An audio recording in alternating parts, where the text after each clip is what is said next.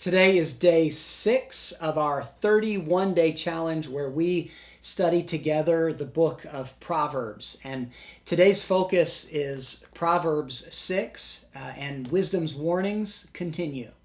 First of all, the warning in the text about financial issues comes at the beginning in verses 1 through 11.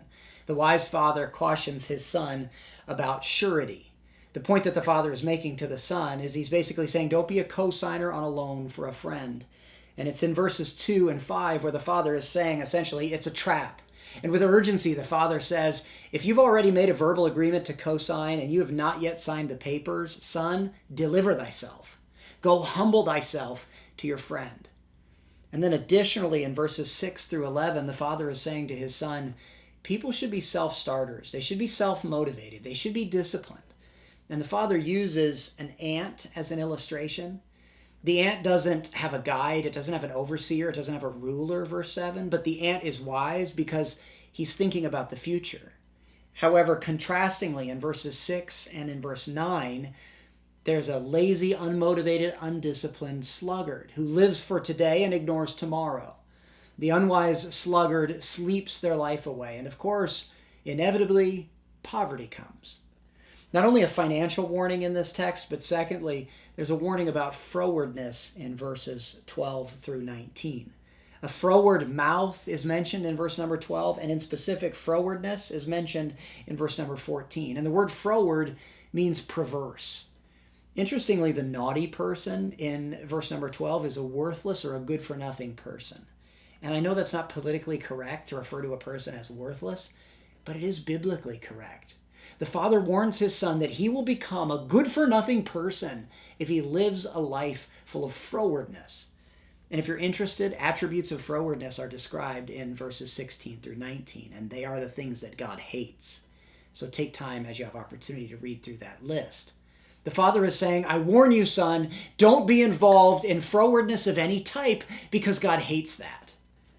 Thirdly, family is described in verses 20 through 23. Similarly to how it's described in Proverbs 1, 8, and 9. Do what your godly parents tell you to do, and their words will be a light to you in the midst of darkness. The times that they have reproved you and instructed you are ultimately times that will guide you in the right way of life, verse 23.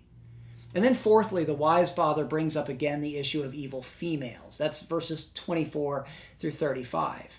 And a key phrase is in verse 25 where the Bible says, in thine heart. A man's interest in a whorish woman always starts in his heart. Verse 27 asks the question, can a man take fire in his bosom and his clothes not be burned?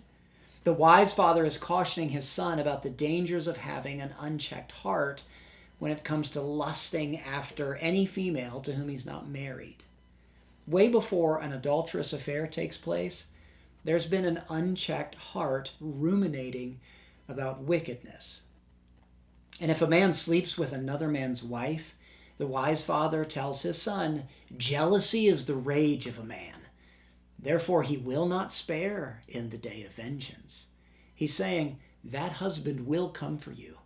And in verse 35, he's essentially saying that permanent damage will be done. This whole thing is a warning. It's wisdom's warnings.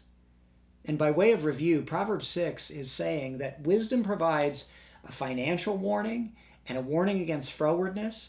Proverbs 6 is also reminding us to embrace the instruction of a godly family. And once again, the wise father tells his son to avoid evil females at all costs, because ultimately those evil women could cost you everything. I hope that this study has strengthened you. Be sure to read Proverbs 6 on your own if you haven't already. And be sure to comment below and let me know what the Lord has taught you through this chapter. And I hope you'll join me tomorrow as we study Proverbs 7, as we continue in this 31-day challenge through the book of Proverbs. I hope to see you then.